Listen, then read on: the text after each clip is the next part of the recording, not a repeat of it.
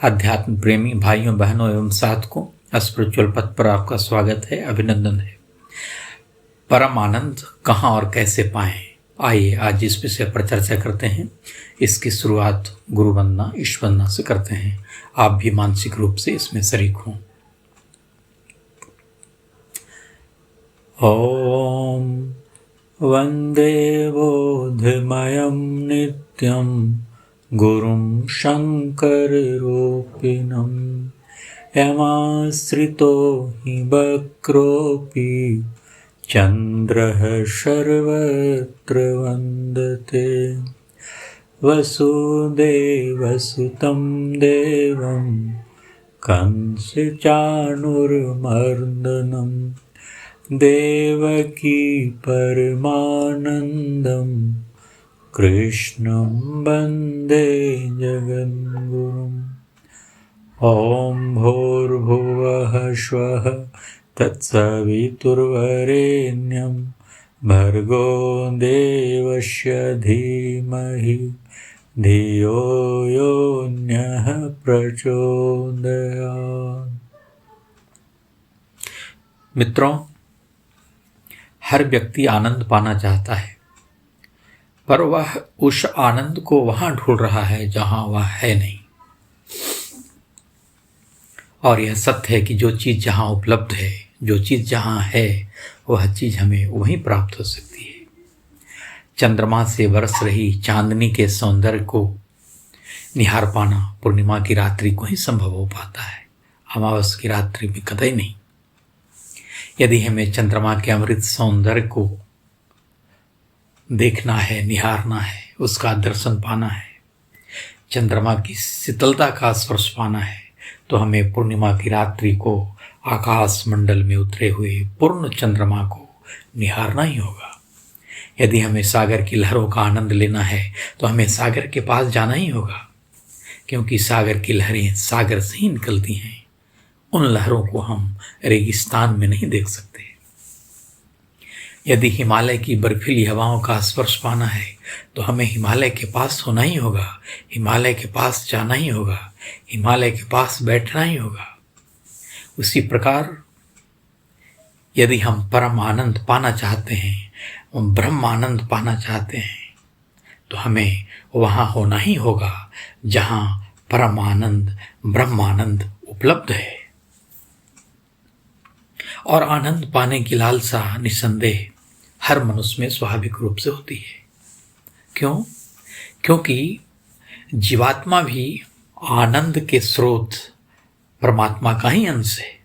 इसलिए गोस्वामी तुलसीदास जी ने मानस में लिखा है, क्या लिखा है?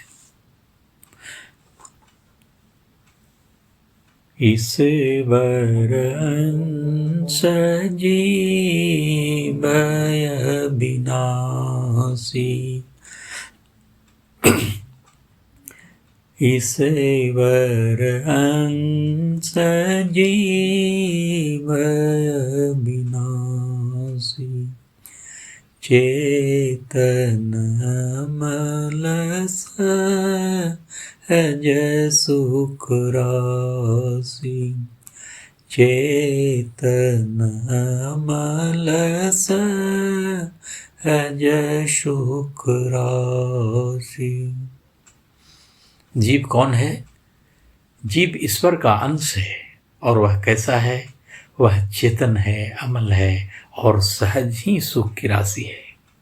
इसलिए परम आनंद पाने की लालसा, भूख उसमें नैसर्गिक रूप से मौजूद है।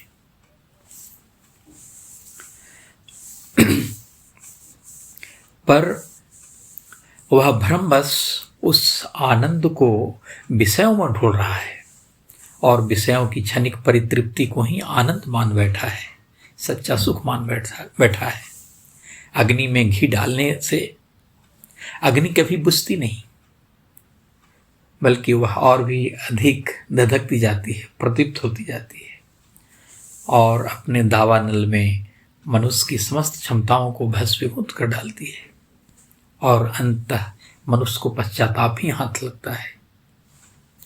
पर आनंद पाने की हमारी भावना, हमारी लालसा यदि आनंद और सौंदर्य के मूल स्रोत, परम स्रोत परमात्मा की ओर अभिमुख हो सके, तो उस मूल स्रोत के पास पहुंचकर मनुष्य वह सब कुछ पा सकता है जिसके लिए वह जीवन पर्यंत भटकता फिरता है और सुर दुर्लभ मानव जीवन को यूं ही गंवाकर जन्म मरण के चक्र में फंसा हुआ दुख भोगता रहता है। पर हमसे गलती यही हो रही है कि हम आनंद वहां खोज रहे हैं जहां वह है नहीं, और हम वहां पहुंच नहीं रहे जहां आनंद ही आनंद है, जहां परम आनंद है, जहां ब्रह्मानंद है।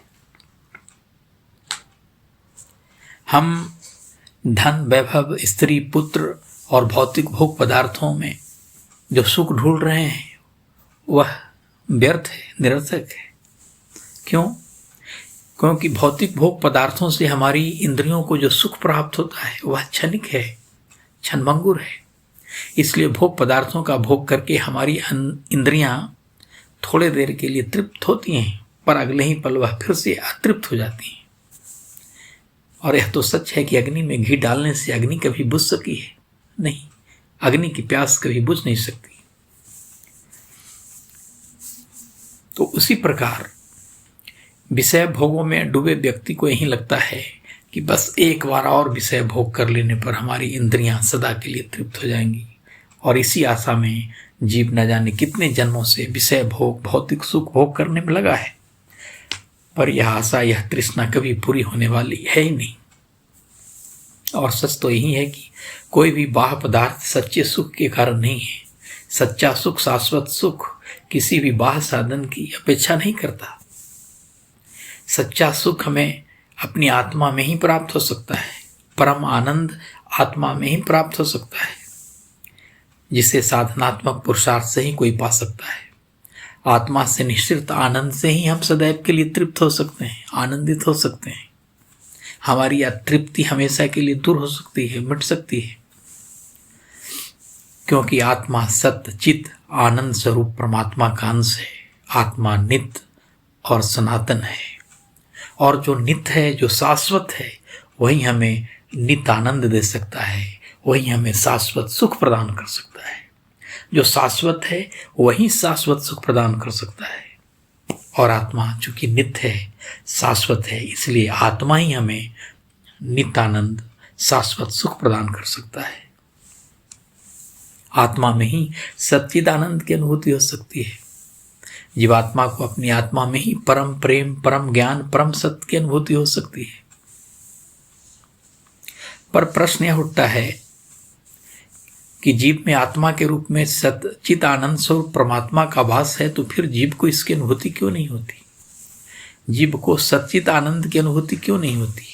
जीव को परम सुख, परम आनंद, परम प्रेम, परम ज्ञान की अनुभूति क्यों नहीं होती? ऐसा इसलिए है क्योंकि हम आत्म मंथन नहीं करते। मक्खन तो दूध में ही समाया हुआ है, पर वह दिखाई नहीं देता। वह प्रकट तब होता है जब हम एक विशेष प्रक्रिया के द्वारा उस दुग्ध का मंथन करते हैं, तभी उससे नवनीत प्रकट होता है। उसी प्रकार हमारी आत्मा चेतन है, अमल है और सहज सुख की राशि है, पर हम दुखी हैं। आत्मा नित्य मुक्त है, अजन्मा है, जन्म मरण के बंधन से परे है। पर आत्मा के अजन्मा होते हुए भी जीव को मृत्यु का भय सताता है। ऐसा क्यों होता है? ऐसे कुछ प्रश्न हैं जो सहज हैं, स्वाभाविक हैं, और जो साधुओं के मन में अक्सर उठते हैं। दरअसल जब तक जीवात्मा पर अज्ञान का, माया का, कर्म संस्कार का आवरण रहता है, तब तक जीव स्वयं को नित्य मुक्त अजन्मा आत्मा मानने के बजाय शरीर ही मानता रहता है। फलस्वरूप वह स्वयं को शरीर के क्रियाकलाप, शरीर के सुख दुख, चित्त की वृत्तियों, चित्त के कर्म संस्कार, राग द्वेष आदि से आबद्ध रखता है। इसलिए आत्मा के नित्य मुक्त होते हुए भी वह बंधन में होता है, अजन्मा होते हुए भी जीव शरीर की मृत्यु को ही अपनी मृत्यु मानने लगता है और वह मृत्यु से भयभीत होता है। स्वयं को शरीर मानने के कारण ही वह कर्तापन की भावना से हर कर्म करता है और स्वयं के लिए कर्म संस्कारों का संचय करता रहता है। फलस्वरूप वह कर्म संस्कारों के बंधन में बंधा हुआ होता है, इसलिए उसे परम आनंद की अनुभूति नहीं हो पाती। अस्तु संसार के जीवों के दुखों का मूल कारण यही अज्ञान है। अपने वास्तविक स्वरूप से परिचित न होना, अपने सच्चित आनंद स्वरूप से परिचित न होना, उसमें अवस्थित नहीं होना, यही हमारे दुख का कारण है। अपनी अज्ञानता के कारण प्रत्येक जीव को विभिन्न जन्मों में जो शरीर मिलता रहा है उसी को वह अपना सब कुछ मानता रहा है। इसी अज्ञानता के कारण यह जीव इस शरीर के सुख को वास्तविक सुख और शरीर के दुख को वास्तविक दुख मानता रहा है। जो भी अन्य जीव उसको शारीरिक सुख प्राप्त कराने में सहायक होते हैं, यह जीव उनको ही अपने सुख का कारण मानकर उनको अपना मित्र, अपना हितैषी मानता रहा है और उनसे राग प्रीति करता रहा है, तथा जो भी अन्य जीव उसको शारीरिक मानसिक सुख प्राप्त करने में बाधक दिखते हैं और उसको शारीरिक मानसिक दुख देते हैं, उनको यह जीव अपने दुख का कारण मानकर अपना शत्रु मानता रहा है और उनसे द्वेष करता रहा है। स्वयं को शरीर व कर्ता मान कर्म करते रहने के कारण वह स्वयं के लिए अच्छे बुरे कर्मों के संस्कारों का कर्म बंधन तैयार करता रहा है। इस प्रकार यह जीव अज्ञानता के कारण राग द्वेष, हर्ष विषाद, सुख दुख, लाभ हानि, मान अपमान के द्वंद्व के बंधन में बंधता हुआ दुख भोगता रहा है। पर सत्य तो यह है कि जिस शरीर को अपना मानकर और जिसके क्षणिक सुख के लिए यह जीव सब प्रकार के अच्छे बुरे कार्य कर रहा है, वह शरीर भी उसका अपना नहीं है। यह शरीर केवल एक जन्म का ही साथी होता है। यह शरीर तो आत्मा का वस्त्र मात्र है, आवरण मात्र है। इसलिए तो अनादिकाल से जन्म मरण करते हुए इस जीव ने न जाने अब तक कितने शरीर धारण किए हैं, कितने शरीर पहने हैं, कितने शरीरों के वस्त्र पहने हैं। पर हाँ, इस जीव की आत्मा सदैव से वही एक ही है और अनंत काल तक वही रहेगी।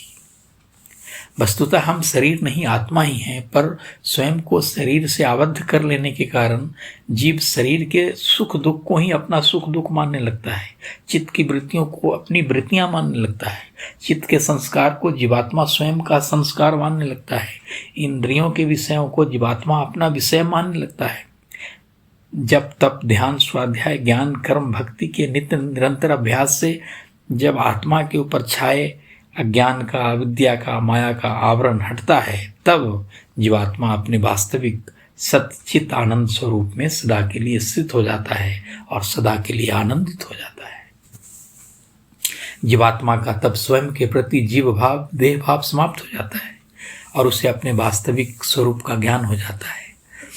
उसे समस्त भौतिक भोगों व कामनाओं से वैराग्य हो जाता है। तब उसी क्षण उसकी आत्मा से परम ज्ञान, परम आनंद, ब्रह्मानंद निःसृत होने लगते हैं। उसकी आत्मा परमात्मा ज्ञान, परमात्मा के प्रकाश से जगमगा उठती है। जैसे आकाश में बादल छा जाने से सूर्य का प्रकाश नहीं मिल पाता, पर जैसे जैसे बादलों का आवरण हल्का होता जाता है, वैसे वैसे आकाश मंडल में सूर्य का प्रकाश तीव्र होता जाता है। और जब आकाश से बादलों का आवरण पूर्णतः समाप्त हो जाता है, तब पूरा आकाश मंडल, गगन मंडल सूर्य की आभा से, ज्योति से जगमगा उठता है। वैसे ही नित्य निरंतर अपनी आत्मा में परमात्मा का ध्यान करते करते अंततः आत्मा के ऊपर छाए हुए अज्ञान का, अविद्या का, माया का, कर्म संस्कार का आवरण बादल छटता जाता है और आत्मा परमात्मा ज्योति से जगमगा उठती है। आत्मा में परमात्मा प्रकट हो जाते हैं और सत चिदानंद के रूप में अपनी आत्मा में परमात्मा की अनुभूति होने लगती है।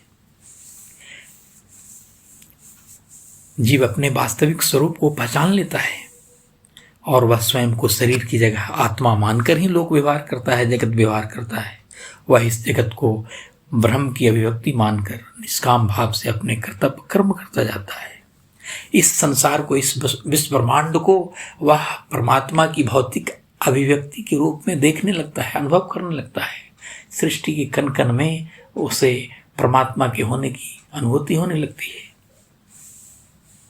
क्योंकि उसकी आत्मा में परमात्मा प्रकट हुए हैं, सत्य के रूप में, चित्त के रूप में, आनंद के रूप में, ज्ञान के रूप में, परम प्रेम के रूप में। तो वो अलौकिक घटना जो उसकी आत्मा में घटी है, उसी के कारण उसकी दृष्टि बदल गई और उसका लोक व्यवहार, जगत व्यवहार बदल गया। वह सदा के लिए आनंदित हो गया, क्योंकि आनंद का झरना उसकी आत्मा में फूट पड़ा। उस स्थिति में उसे अनुपम, अतीन्द्रिय, अलौकिक आनंद की अनुभूति होने लगती है। यही जीवात्मा के मोक्ष की स्थिति है। वह राग, द्वेष, सुख, दुख, मान अपमान से परे होकर निष्काम भाव से कर्म करता जाता है। वह जीवात्मा भौतिक शरीर में होते हुए भी देह की आसक्ति से मुक्त हो जाता है, परे हो जाता है। देह में रहता है पर देह के प्रति उसकी कोई आसक्ति नहीं रहती। संसार में रहता है पर संसार के प्रति उसकी आसक्ति नहीं रहती। वह संसार में वैसे ही रहता है जैसे जल में कमल रहता है, और वह सदा के लिए आनंद की स्थिति में हो जाता है। इसलिए यह स्पष्ट है कि हमें अपनी आत्मा में ही परम आनंद की अनुभूति हो सकती है, क्योंकि हमारी आत्मा परम आनंद के स्रोत परमात्मा का अंश है। परम आनंद का बीज हमारी आत्मा में ही है। पर जैसे बीज में विशाल वृक्ष छिपा अवश्य होता है, पर उस बीज से वह वृक्ष तभी प्रकट होता है जब उस बीज को सही भौगोलिक जलवायु प्राप्त हो, जब उस बीज को उसके अनुकूल मिट्टी, जल, धूप आदि उपयुक्त तत्व प्राप्त होते हैं, तब उस छोटे से बीज में अंकुरण होता है। वह अंकुरण एक नन्हे पौधे का रूप धारण कर लेता है। फिर कालांतर में वह नन्हा सा पौधा ही विशाल वृक्ष के रूप में परिणत हो जाता है, और देखते ही देखते उसकी डालियां, पल्लव, पुष्प और फलों से लद जाती हैं। उस विशाल वृक्ष की छाया में अगणित पथिक विश्राम पाते हैं। उसके फलों की मधुरता, फूलों की खुशबू से सारा वातावरण महक उठता है। पर यह सब कुछ तभी संभव हो पाया जब एक नन्हे से बीज को अनुकूल जलवायु प्राप्त हो सकी। यदि उस बीज को सही जलवायु प्राप्त न हुई होती तो उस बीज से वृक्ष प्रकट नहीं हो पाता। वैसे ही जीवात्मा सच्चिद आनंद स्वरूप परमात्मा का अंश तो है। जीवात्मा में परम ज्ञान, परम आनंद बीज रूप में है, पर उस बीज से परम ज्ञान, परम आनंद निश्चित होना, प्रकट हो पाना तभी संभव है जब उस बीज को सम्यक साधनात्मक आध्यात्मिक जलवायु प्राप्त हो। वह जलवायु क्या है? वह जलवायु है उपासना, साधना और आराधना। उपासना का मतलब पास बैठना। किसके पास बैठना? भगवान के पास बैठना। भगवान के पास कैसे बैठना? अपने हृदय गुफा में स्थित आत्मा में उस परमात्मा का नित्य ध्यान करना। और जब हम नित्य ध्यान करते हैं, दीर्घ काल तक ऐसा करते जाते हैं, अविराम करते जाते हैं, नियमित रूप से करते जाते हैं, तब एक समय ऐसा आता है जब आत्मा पर छाए हुए अज्ञान का, अविद्या का, माया का, कर्म संस्कार का आवरण छटता जाता है, बादल छट जाता है, और हमारी आत्मा में ही परमात्मा प्रकट होते हैं। और उस परमात्मा की अनुभूति हम परम प्रेम, परम ज्ञान, परम आनंद के रूप में अपनी आत्मा में करने लगते हैं और सदा के लिए आनंदित हो जाते हैं। हम अपने वास्तविक स्वरूप सोहम, मैं वही हूँ, अहम ब्रह्मास्मि, मैं वही हूँ, मैं सच्चित आनंद स्वरूप हूँ, अयात्मा ब्रह्म, यह आत्मा ही ब्रह्म है, इसकी पल पल हमें अनुभूति होने लगती है, और उस अनुभूति में हम सदैव के लिए अवस्थित हो जाते हैं, अस्थायी रूप से स्थित हो जाते हैं। तो उपासना के साथ साधना, साधना अर्थात संयम। हमारे जीवन में शुचिता होनी चाहिए, पवित्रता होनी चाहिए, हमारे खान पान में संयम होना चाहिए। साधना के साथ स्वाध्याय भी आवश्यक है। स्वाध्याय के अंतर्गत हम सत्य साहित्य का स्वाध्याय करते हैं। गीता, पुराण, उपनिषद, वेद और महापुरुषों द्वारा रचित साहित्य का अध्ययन करते हैं, जिसमें ब्रह्म ज्ञान की रसधार बढ़ रही होती है। उसमें नित्य स्नान करने से, स्वाध्याय रूपी स्नान करने से हमारा चित्त धुलता जाता है। हमारे मन में कई प्रकार के प्रश्न, कई प्रकार की जिज्ञासाएं आती हैं। उन सभी जिज्ञासाओं का, प्रश्नों का समाधान स्वाध्याय के द्वारा मिलता है। फिर हम आराधना करते हैं। आराधना किसकी? इस विश्व ब्रह्मांड के रूप में जो भगवान उपस्थित हैं हमारे सामने, उनकी सेवा करके इस संसार में जो भी हैं सब में हम परमात्मा को देखते हैं। सभी जीवों में हम अपनी आत्मा का ही विस्तार देखते हैं और हम अपने श्रम, अपनी प्रतिभा, अपने धन का नियोजन करते हैं इस विश्व ब्रह्मांड रूपी परमात्मा की सेवा में, जन जन की सेवा में।